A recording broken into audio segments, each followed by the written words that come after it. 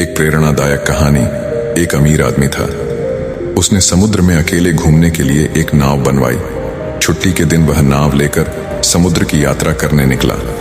आधे समुद्र तक पहुंचा ही था कि अचानक एक जोरदार तूफान आया। उसकी नाव पूरी तरह से तहस नहस हो गई, लेकिन वह लाइफ जैकेट की मदद से समुद्र में कूद गया। जब तूफान शांत हुआ तब वह तैरता तैरता एक टापू पर पहुंचा, लेकिन वहां भी कोई नहीं था।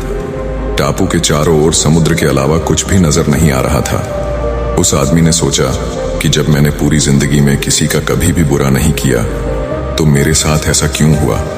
उस आदमी को लगा कि भगवान ने मौत से बचाया तो आगे का रास्ता भी भगवान ही बताएगा। धीरे धीरे वह आदमी उस जगह पर उगे झाड़ पत्ते खाकर दिन बिताने लगा। अब धीरे धीरे उसकी श्रद्धा टूटने लगी। भगवान पर से उसका विश्वास उठ गया।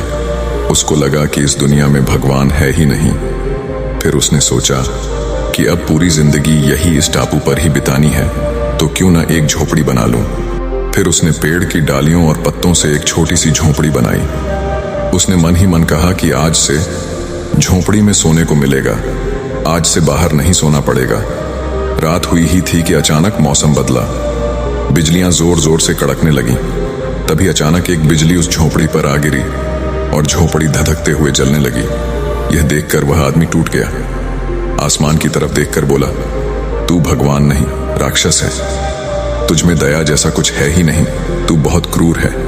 वह व्यक्ति हताश होकर सर पर हाथ रखकर रो रहा था कि अचानक एक नाव टापू के पास आई। नाव से उतरकर दो आदमी बाहर आए और बोले कि हम तुम्हें बचाने आए हैं। दूर से इस वीरान टापू में जलता हुआ झोपड़ा देखा तो लगा कि कोई उस टापू पर मुसीबत में है। अगर तुम अपनी झोपड़ी नहीं जलाते तो हमें पता नहीं चलता कि टापू पर कोई है।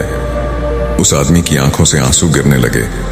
उसने ईश्वर से माफी मांगी और बोला कि मुझे क्या पता कि आपने मुझे बचाने के लिए मेरी झोपड़ी जलाई थी। सीख, दिन चाहे सुख के हों या दुख के, भगवान अपने भक्तों के साथ हमेशा रहते हैं। इसी तरह के कड़वे वचन के लिए हमारे चैनल के साथ सदा जुड़े रहें। धन्यवाद अपना कीमती समय देने के लिए।